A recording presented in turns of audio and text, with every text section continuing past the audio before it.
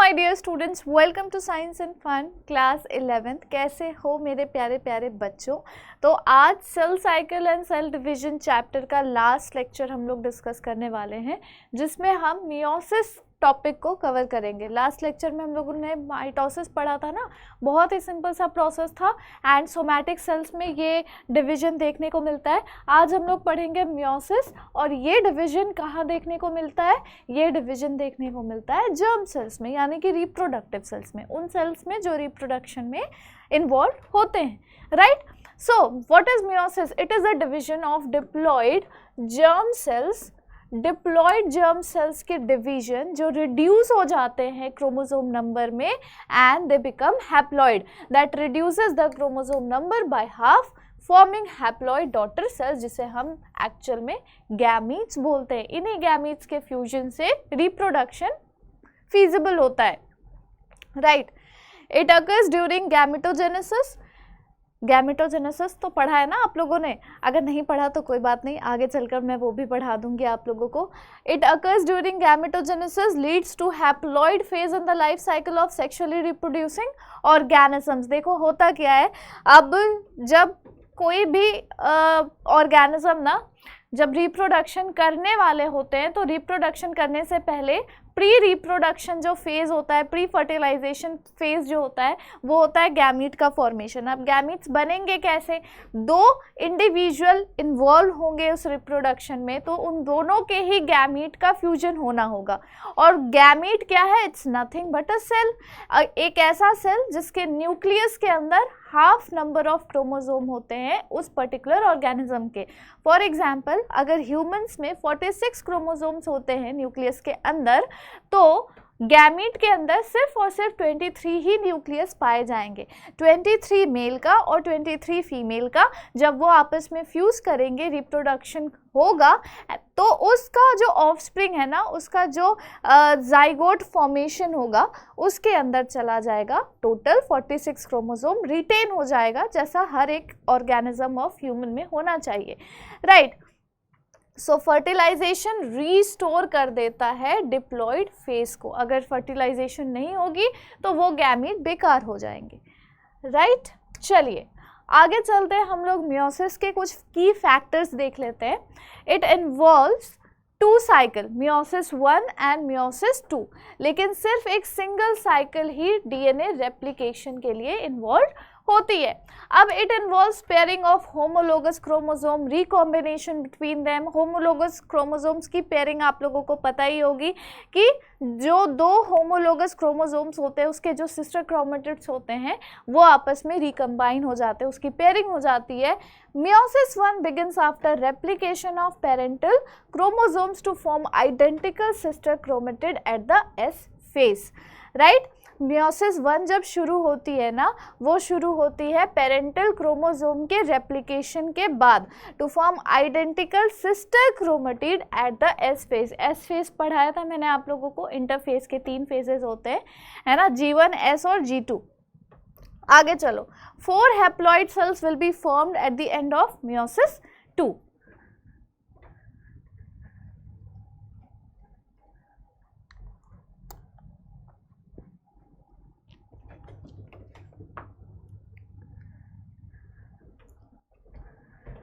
ठीक है, आगे चलते हैं हम लोग। अब देखो भाई, मियोसिस 1, मियोसिस 2 कैसे कैसे सारे स्टेजेस कंप्लीट होंगे। जब मियोसिस 1 कंप्लीट होगा, जिसमें प्रोफेज 1, मेटाफेज 1, एनाफेज 1 और टीलोफेज 1 आता है, उसके बाद स्टार्ट होगा meiosis 2, that is prophase 2, metaphase 2, anaphase 2 and telophase 2। Meiosis 2 is just like mitosis only. तो मियोसिस 1 वाला अगर अच्छे से पढ़ लिया, मियोसिस 2 बहुत ईजी है, वो ईजिली आप लोगों को समझ में आ जाएगा। देखो ये है प्रोफेज 1, मेटाफेज 1, एनाफेज 1, टीलोफेज 1, उसके बाद आ जाता है प्रोफेज 2, मेटाफेज 2, एनाफेज 2, टीलोफेज 2। ये आपको बहुत ही ज़्यादा सिमिलर लगेगा माइटोसिस वाले टॉपिक से, माइटोसिस वाला जो आप लोगों ने पढ़ा था सारा सीक्वेंस, राइट। चलिए, सो मियोसिस 1 के हम प्रोफेज 1 में आ चुके हैं। अब देखो क्या क्या होता है, जल्दी जल्दी देखो। इट इज टिपिकली लॉन्गर और मोर कॉम्प्लेक्स होगा। कॉम्प्लेक्स तो होगा ही, because it is occurring just after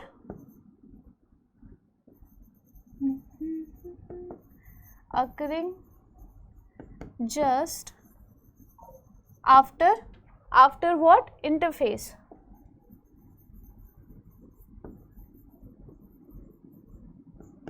ठीक है,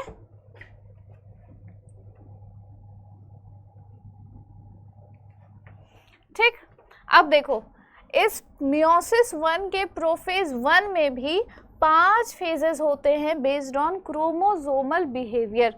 थोड़ा सा ये आप लोगों को डिफ़िकल्ट लगेगा, थोड़ा सा कॉम्प्लेक्स लगेगा, लेकिन ठीक है, आप लोग पढ़ोगे याद हो जाएगा। सबसे पहला है लेप्टोटीन, फिर है जाइगोटीन, पैचिटिन, डिप्लोटीन और डाइकाइनेसिस। ये 3 है, LZPDD। इससे रिलेटेड हम लोग कुछ ऐसा निमोनिक सा बना लेंगे ताकि आप लोगों को याद रहे प्रोफेज 1 के कम से कम सारे के सारे 5 स्टेप्स, 5 फेजेस प्रोफेज 1 के, लेप्टोटीन, जाइगोटीन, पैचिटिन, डिप्लोटीन और डाइकाइनेसिस। DD जो है ना वो लास्ट में रहेगा, LZP जो है वो शुरू में रहेगा। सबसे पहला leptotene, zygotene, pachytene, diplotene, diakinesis, right. चलिए सबसे पहले देखो यहाँ पर लेप्टोटीन में क्या हो रहा है, यहाँ पे न्यूक्लियर एनवेलप है, धीरे धीरे ये क्या होगी, डिसअपियर होना शुरू होगी। Duplicated chromosome will start to condense, condensation start होगा। प्रोफेज 1 में हम लोगों ने क्या पढ़ा था लास्ट टाइम माइटोसिस में, यही तो पढ़ा था, वहाँ पर सिंपली हो जा रहा था ये सब चीज़, और यहाँ पे ये लेप्टोटीन फेज में हो रहा है, प्रोफेज 1 के लेप्टोटीन फेज में हो रहा है, तो ये थोड़ा सा आप लोगों को कॉम्प्लिकेटेड लग रहा है, पर कोई दिक्कत नहीं है। Duplicated chromosome start to condense, zygotene में क्या होगा, बाईवैलेंट फॉर्म कर जाएगा। What is bivalent? पेयरिंग हो जाएगी ना, बाईवैलेंट हो जाएगा, पेयरिंग हो जाएगी, सिनेप्टोनेमल कॉम्प्लेक्स की फॉर्मिंग स्टार्ट हो जाएगी। सिनेप्टोनेमल कॉम्प्लेक्स जो है ना एक ऐसा कॉम्प्लेक्स है जिससे दोनों जो है आपस में चिपक जाते हैं, सिनेप्सिस हो जाती है। So synapsis will begin from here. Pachytene में देखो क्या होता है, ये जो है ना सिनेप्सिस कंप्लीट हो जाएगी, crossing over will take place. जो एक होमोलोगस पेयर ऑफ क्रोमोसोम है, 2 होमोलोगस पेयर ऑफ क्रोमोसोम, उसके जो दोनों सिस्टर क्रोमेटिड्स है ना वो आपस में क्रॉस ओवर कर जाएंगे। मतलब एक sister chromatid of 1 homologous chromosome will cross over to the other sister chromatid of another homologous chromosome, ठीक है। तो पैचिटिन में ये होगा। डिप्लोटीन में देखो, डिप्लोटीन में आपको कियाज्मा विजिबल होना शुरू हो जाएगा, ठीक है। यानी कि एक मान लो क्रोमोसोम है ना, वो जब दूसरे के साथ जब क्रॉसिंग ओवर करता है तो आपको दिखेगा कि कियाज्मा विजिबल है। डाइकाइनेसिस में फाइनली न्यूक्लियर एनवेलप की फ्रेगमेंटिंग शुरू हो जाती है, यानी कि वो डिसअपियर ऑलमोस्ट हो चुका होता है। बाईवैलेंट रेडी हो जाता है मेटाफेज के लिए, राइट। चलो आगे चलते हैं हम लोग। देखो लेप्टोटीन यहाँ पे थोड़ा सा और अच्छे तरीके से डिस्क्राइब करके दिया हुआ है। अब पहला हम लोग लेप्टोटीन वाला फेज देख लेते हैं। क्रोमेटिन फाइबर्स इतने लंबे और सिलेंडर हो जाते हैं कि उसमें आपको वो कंडेंसेशन दिखने लग जाती है, ठीक है। न्यूक्लियस जो है वो और ज़्यादा एनलार्ज हो जाएगा। पहले क्या होता है ना, सेल के अंदर जो न्यूक्लियस प्रेजेंट है वो एक छोटा सा एक बॉल जैसा स्ट्रक्चर है, जैसे एक बॉल होता है ना, क्रिकेट का बॉल जो होता है वैसा स्ट्रक्चर है। लेकिन अब क्या हो रहा है, सेल के जो बाकी सेल ऑर्गेनेल्स है ना, they are starting to disappear and the nucleus will enlarge. Fine. Now zygotene वाली जो स्टेज है ना, इसमें हम बहुत सारी चीज़ें ऑब्जर्व करेंगे, नई नई चीज़ें ऑब्जर्व करेंगे। जैसे कि जाइगोटीन को हम जाइगोनीमा भी बोलते हैं। Chromosome will become more condensed, अच्छा खासा कंडेंसेशन हो जाएगा। That will start to reappear, you can just recognize, just see and say that those are chromosomes. Similar chromosomes start pairing together. जो एक जैसे chromosomes है उनकी pairing होनी शुरू हो जाएगी, जिसको हम synapses बोलते हैं, with the help of a complex structure जिसको हम synaptonemal complex कहते हैं। The paired chromosomes are called homologous chromosome. जिसकी pairing हुई ना, जो synapses हुआ, उसी को हम paired homologous chromosomes कहेंगे। Each pair of homologous chromosomes is called bivalent. That is clear. I told you earlier, है ना। जितने भी होमोलोगस क्रोमोसोम की पेयरिंग होती चली जा रही है, अब since they are 2, they are in a pair of 2। Pair क्या होता है, पेयर तो दो ही का, दो जब एक साथ होते हैं तो उसी को तो हम पेयर कहते हैं। तो now they are in 2 number, so we will call it bivalent. ठीक है, तो इस तरह से जाइगोटीन की स्टेज हो गई, सिनेप्सिस हो गया, सिनेप्टोनेमल कॉम्प्लेक्स फॉर्म हो गया।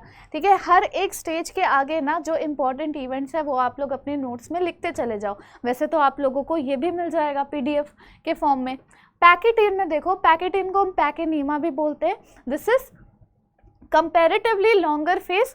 प्रोफेज के अंदर जितने भी फेजेस है ना, लेप्टोटीन है, जाइगोटीन है, पैकेटीन है, डिप्लोटीन है, डाइकाइनेसिस है, उसमें से ये थोड़ा सा लंबा फेज चलता है। प्रोफेज में भी ये थोड़ा सा सब फेज जो आता है पैकेटीन का, ये थोड़ा लंबा फेज है। क्यों? क्योंकि इसमें बाइवैलेंट क्रोमोसोम्स जो हैं वो स्प्लिट हो जाएंगे सिमिलर क्रोमेटिड्स में, and this stage will known as tetrad. क्या बोला जाएगा इस स्टेज को? इसे कहा जाएगा tetrad. Appearance of recombination nodules at which crossing over occurs. Crossing over आप लोगों को पता होना चाहिए। एक होमोलोगस पेयर ऑफ क्रोमोसोम्स है, ठीक है, दो होमोलोगस पेयर ऑफ क्रोमोसोम है, दोनों के जब सिस्टर क्रोमेटिड्स आपस में एक दूसरे के ऊपर ऐसे क्रॉस ओवर कर जाते हैं, ताकि उस क्रॉसिंग ओवर से ही क्या होने वाला है, क्या उसका सिग्निफिकेंस क्या है, सोचो। वो क्रॉसिंग ओवर होगा ना, तभी ये जितने भी जीन्स आपके अंदर ट्रांसफ़र किए गए, पेरेंट्स के जीन्स जो आपके अंदर आए, तो वो अलग अलग तरीके से अपीयर करेंगे, एक्सप्रेस करेंगे। ठीक है, ये रीज़न होता है उसका। It leads to recombination of genetic material on the homologous chromosome. Recombination हो गया, रिकम्बाइन कर दिया आप लोग, मतलब जिसने भी किया, वो तो नेचुरल प्रोसेस है, नेचुरली वो रिकम्बाइन हो गया, जेनेटिक मटेरियल गेट्स रिकम्बाइंड, ताकि जब वो ट्रांसफ़र हो तो रैंडम ट्रांसफ़र हो। ऐसा ना हो कि बस एक सेट ऑफ क्रोमोसोम में सारे के सारे अच्छे वाले चले गए और एक सेट ऑफ क्रोमोसोम में सारे बेकार वाले जीन्स चले गए, तो एक बच्चा बहुत ही शानदार सा निकला और एक बच्चा बहुत ही डल सा निकला। ठीक है, तो ऐसा नहीं होना चाहिए। सारे ही क्रोमोसोम में equal amount of genetic material होना चाहिए, एंड दैट टू रिकम्बाइंड। ठीक है, recombination is completed by the end of pachytene. Recombination pachytene के एंड तक कंप्लीट हो जाता है। Now what is the crossing over? Exchange of genetic material between non sister chromatid of two homologous chromosome in presence of enzyme recombinase. देखो, ये एक chromosome हो गया और ये दूसरा क्रोमोसोम हो गया। टोटल कितने आपको सिस्टर क्रोमेटिड्स दिख रहे हैं? यहाँ पर 4 दिख रहे होंगे ना, जिसको हम कहते हैं टेट्राड। 4 तो दिख ही रहे होंगे, 2 इधर 2 इधर। एक्चुअल में कितने कैसे होमोलोगस पेयरिंग हुई थी? सिनेप्सिस कैसे हुआ था? सिनेप्सिस ऐसे हुआ था, ये एक हो गया, ये हो गया, तो इन दोनों को जोड़ दिया गया तो सिनेप्सिस हो गई, और ये ऐसे बन गए। ठीक है, तो शुरू में तो सिनेप्सिस हो गई। 2 होमोलोगस पेयर ऑफ क्रोमोसोम्स जब आपस में क्रॉस ओवर करते हैं तो कुछ इस प्रकार से चीज़ें बनती हैं। अभी देखना,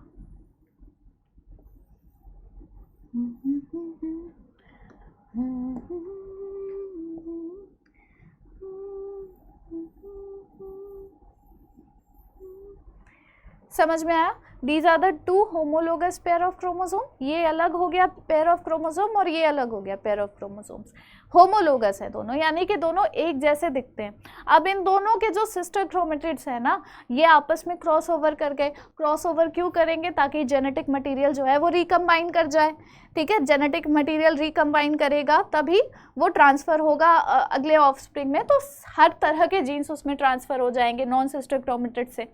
ये जब हो गया ना, तो फिर फाइनली हम किसे कहते हैं कि रिकॉम्बिनेशन हो चुका है। What do you mean by recombination? अभी देखो, ये भी मैं बताती हूँ, रुको।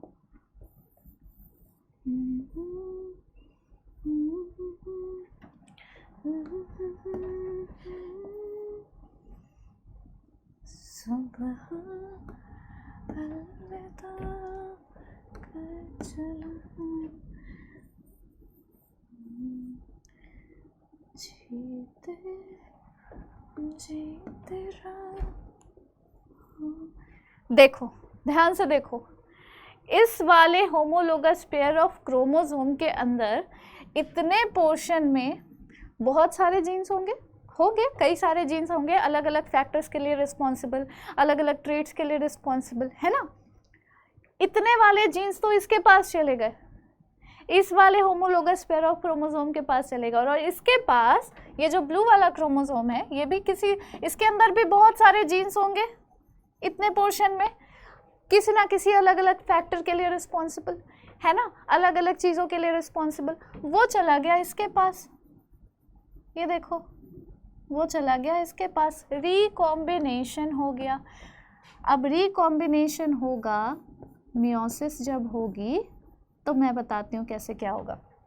जब मियोसिस होती है ना बच्चों, तो जो 46 नंबर ऑफ क्रोमोसोम्स है वो रिड्यूस होके जस्ट हाफ हो जाते हैं 23 क्रोमोसोम में, क्योंकि वो 23 मेल का भी होगा और वो वही उतना ही 23 number of chromosome female gamete के अंदर भी होगी। मेल गैमिट में 23, फीमेल गैमिट में 23, दोनों का फ्यूजन होगा तो जो बेबी प्रोड्यूस होगा उस बेबी में मदर और फादर दोनों के 23 यानी कि टोटल 46 क्रोमोसोम्स रिटेन हो जाएंगे। अब ये तो दो होमोलोगस पेयर ऑफ क्रोमोसोम्स की बात हो रही है ना यहाँ पर, वैसे वैसे सारे ही 46 पेयर ऑफ क्रोमोसोम्स के साथ हो रहा है, सारे के साथ हो रहा है, ताकि जब वो रिड्यूस हो जाएंगे हाफ नंबर में तो ऐसा ना हो कि 23 पेयर ऑफ क्रोमोसोम्स का जो एक सेट था वो एक सेट 1 मान लो, रुको मैं बताती हूँ, इसका मैं सिग्निफिकेंस पहले ही बता देती हूँ ताकि आगे चल के आपको ना पता चले कि इतने देर से जो पढ़ते आए अच्छा अब इसका मतलब है। अब फिर से पढ़ना शुरू करो ताकि अब पता चले कि एग्जैक्टली हो क्या रहा है। अब देखो, मान लेते हैं 2 सेट तैयार हो गए, सेट 1 और सेट 2। एक मान लो एक फीमेल है, एक कोई फीमेल है जिसकी गैमेटोजेनेसिस होने वाली है, तो उसके तो जर्म सेल्स में कितने सेल होंगे, 23 सेल्स ही होने हैं। तो गैमेटोजेनेसिस, गैमीट जब बनेंगे तो मियोसिस के थ्रू बनेंगे। मियोसिस से पहले की कहानी देख लो, मियोसिस होने से पहले की कहानी देखो।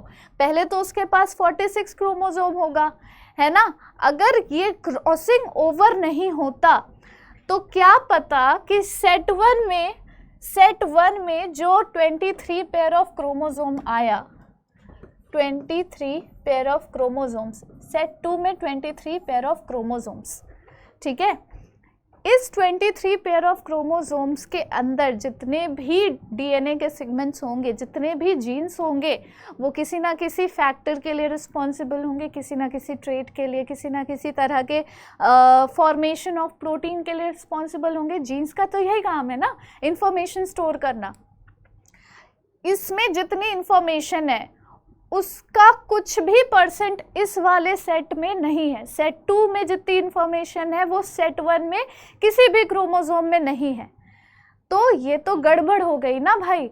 मान लो इस 23 क्रोमोसोम के किसी एक क्रोमोसोम के किसी एक जीन में आई साइट को से रिलेटेड कोई इंफॉर्मेशन होगी कि उसे दिखेगा या नहीं दिखेगा, ब्लाइंड होगा या फिर वो ठीक ठाक बच्चा होगा। आई साइट से रिलेटेड कोई प्रोटीन फॉर्मेशन का जीन प्रेजेंट होगा।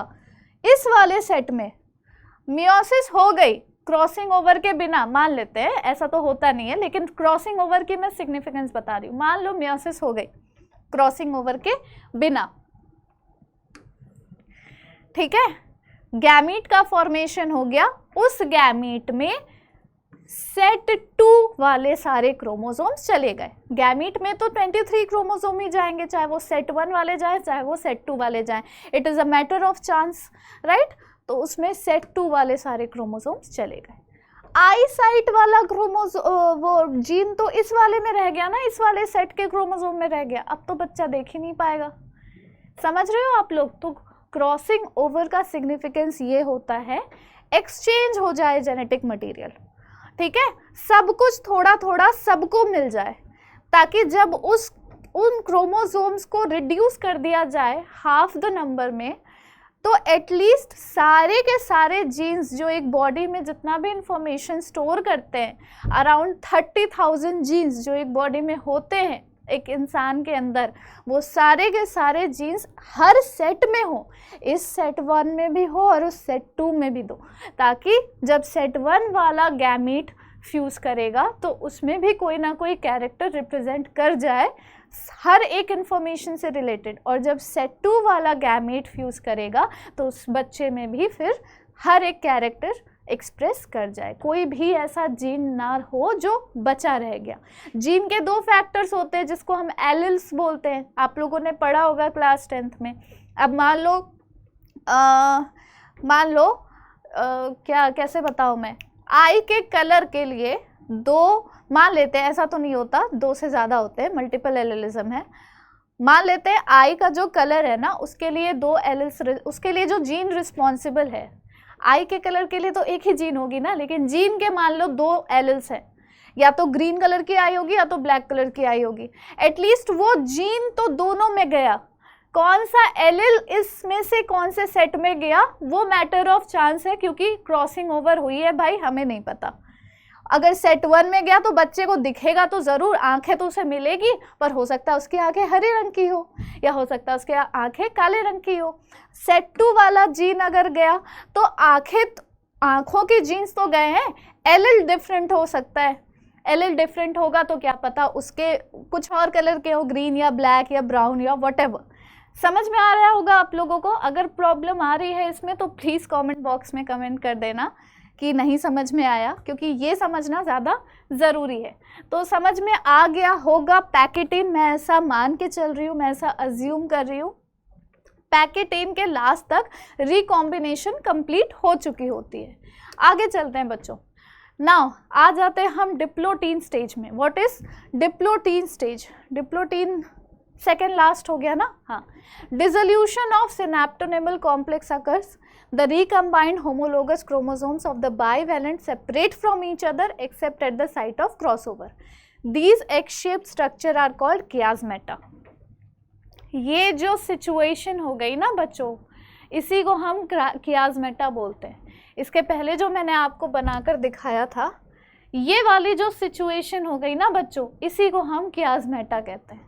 ठीक है, बस और कुछ नहीं है, chiasmata यही है।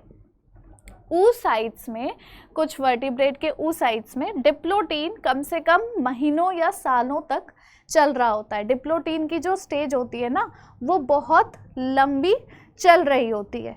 ठीक है, बस ये एक फैक्ट है, इसको याद कर लो, और कुछ नहीं है।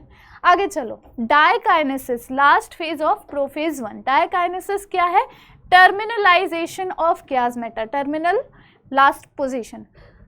क्रोमोसोम्स फुल्ली कंडेंस हो चुके हैं, अच्छी तरीके से विजिबल हो रहा है। The meiotic spindle fibres originate from the poles to prepare the homologous chromosomes for separation. आप लोगों ने तो पढ़ा है ना माइटोसिस में कि कैसे स्पिंडल फाइबर्स के फॉर्मेशन होते हैं, ताकि दोनों ऑपोजिट पोल्स में जब वो प्रेजेंट होंगे तो सारे होमोलोगस पेयर ऑफ क्रोमोसोम्स को अलाइनमेंट में खड़ी कर देंगे और बोलेंगे कि भाई तुम लोगों के सेपरेट होने का टाइम आ चुका है। तभी तो दो अलग अलग सेल जब बन चुकी होगी तो इधर के हाफ सिस्टर क्रोमेटिड्स, इधर के हाफ सिस्टर क्रोमेटिड्स अलग।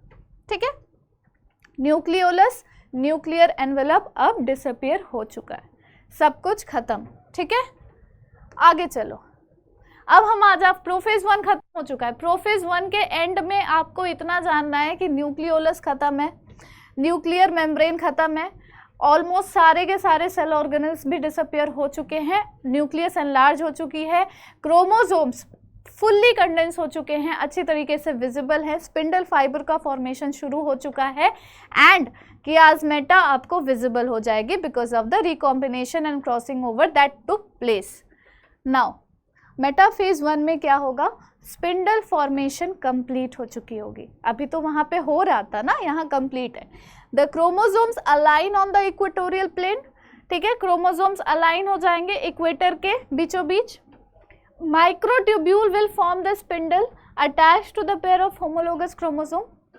जो दो ऑपोजिट एंड में माइक्रोट्यूब्यूल्स प्रेजेंट है जो स्पिंडल का फॉर्मेशन कर रहे हैं, एक्चुअली वो बाइंड कर जाएंगे उन होमोलोगस पेयर ऑफ क्रोमोसोम्स के साथ जो बीचों बीच अलाइन होकर खड़े हुए हैं, है ना, उनके काइनेटोगोर के साथ वो अटैच करेंगे।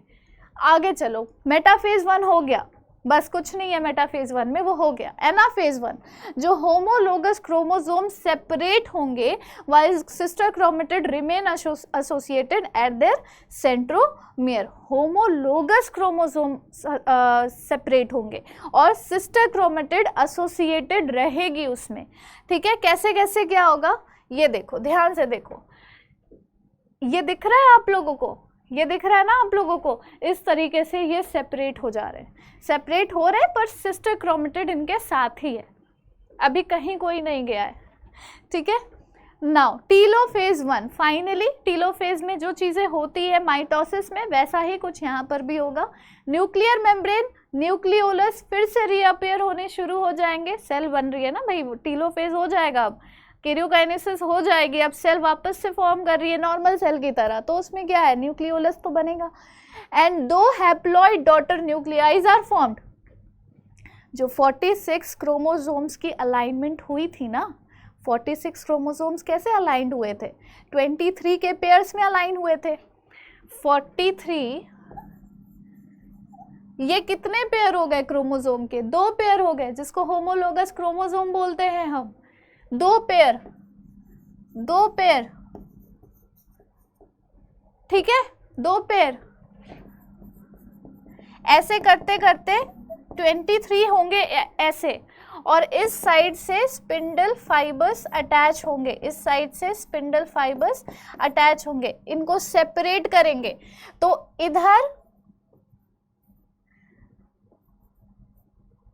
इधर कितने हो गए, 23 हो गए, और यहां पर 23 हो गए, सेपरेट हो गए ना, 23 इस सेल में, 23 इस सेल में, सेपरेट हो गए। सिस्टर क्रोमेटिड्स अभी भी इनके साथ है, लेकिन होमोलोगस पेयरिंग जो थी वो सेपरेट हो चुकी है। नाउ इसको मैं मिटा देती हूँ तो कुछ दिखेगा ही नहीं, अरे यार।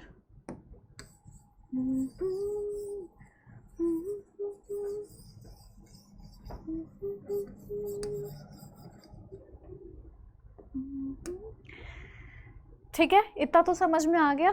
न्यूक्लियोलस फिर से अपीयर होंगे, 2 हैप्लॉइड डॉटर न्यूक्लियाई फॉर्म कर चुके हैं, 2 हैप्लॉइड। हैप्लॉइड कैसे, पहले जो पेरेंट सेल था ना, जहाँ से डिवीजन हुई, जिस सेल की डिवीजन हुई, वो तो डिप्लॉइड था भाई, उसके अंदर 23 पेयर्स ऑफ क्रोमोसोम थे, यानी 46 क्रोमोसोम्स। अब वो सेपरेट होके 2 अलग अलग डॉटर सेल्स बना चुके हैं, यानी 46 क्रोमोसोम्स हाफ में डिवाइड हो चुकी है 2 सेल्स में, 23 इधर 23 इधर, 23 पेयर्स ऑफ क्रोमोसोम सेपरेट हो गए, पेयरिंग अलग कर दी गई है, तो 23 रिटेन हो गए, जिसको हम हैप्लॉइड स्टेज बोलते हैं, haploid cells are formed. This is called as dyad, dyad का फॉर्मेशन हो चुका है।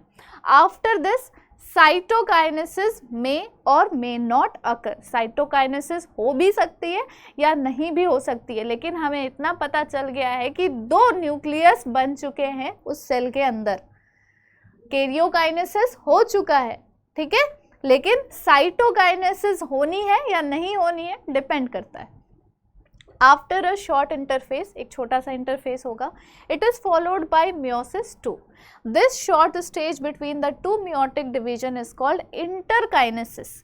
मियोसिस 1 हो गया, बहुत भारी काम था भाई, prophase 1, prophase 1, metaphase 1, anaphase 1, telophase 1 करते करते किसी तरह तो हमने 2 हैप्लॉइड न्यूक्लियस को अलग कर दिया।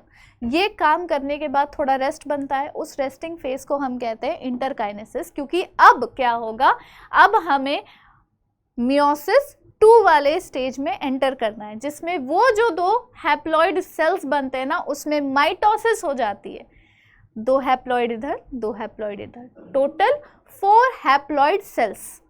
टोटल कितने बन जाएंगे, 4 हैप्लॉइड सेल्स। यही डिफरेंस है माइटोसिस और मियोसिस में। माइटोसिस में जब सेल डिवीजन होता है तो एक सेल से 2 डिप्लॉइड सेल्स बनते हैं, और मियोसिस में का जब सेल डिवीजन होता है तो एक सेल से 4 हैप्लॉइड सेल्स बनते हैं, ठीक है।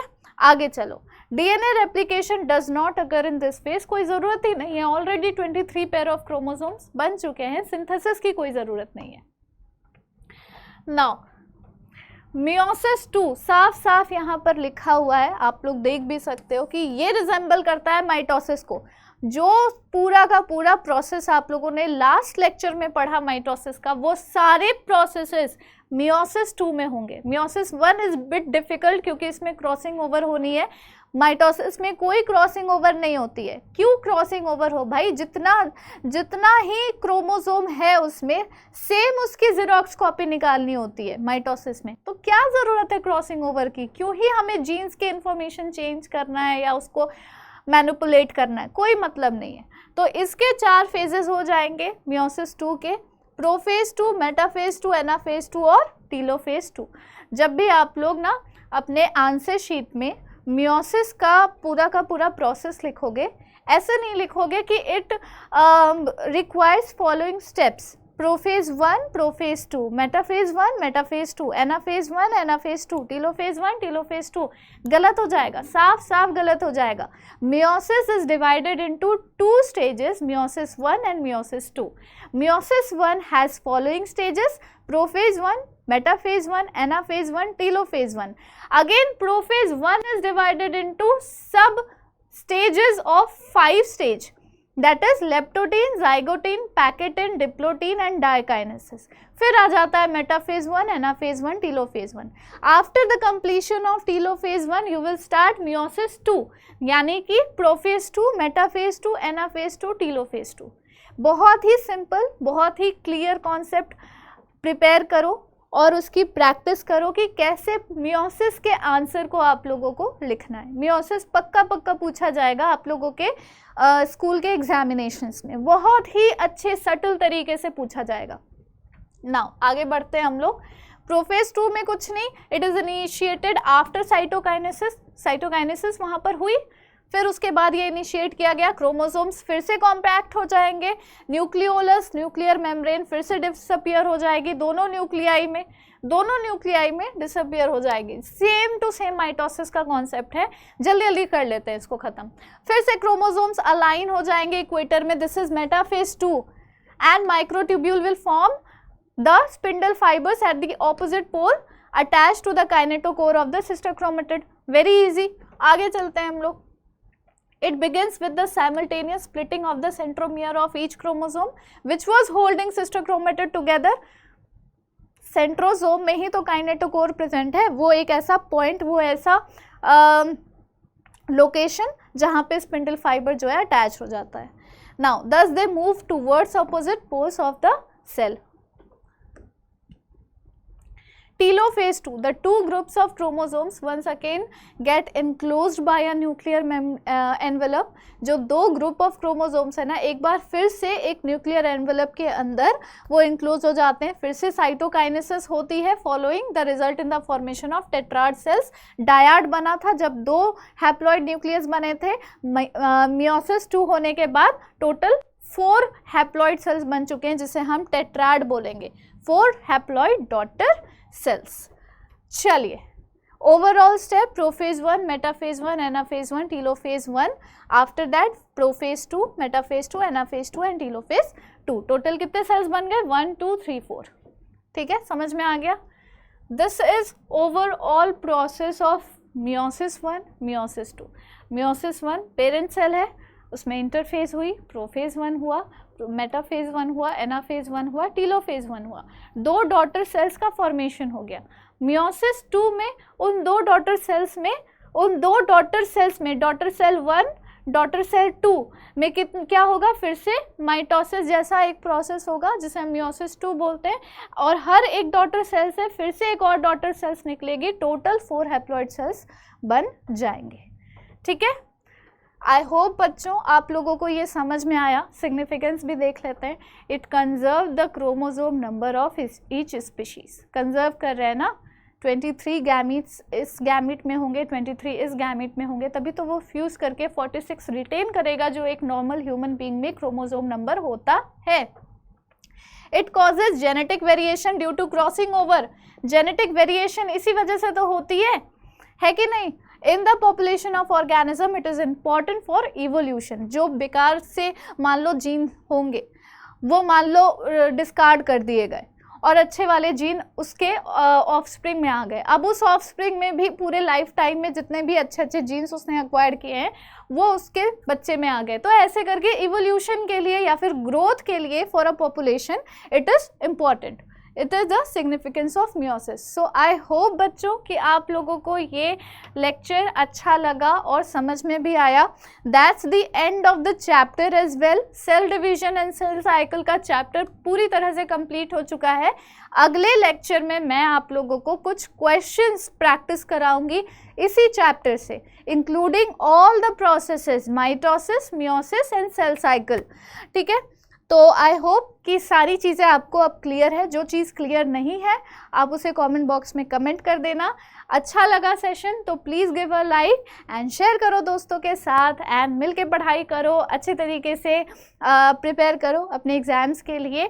एंड ये वाला जो चैप्टर है ना स्पेशली बहुत ज़्यादा इम्पॉर्टेंट है, क्योंकि अगले साल यानी 12th में जब आप लोग sexual reproduction in flowering plants and human reproduction वाला चैप्टर पढ़ोगे तो गैमेटोजेनेसिस का प्रोसेस उसमें ज़रूर आएगा, जिससे आपको याद आ जाएगा कि मियोसिस कैसे होती है।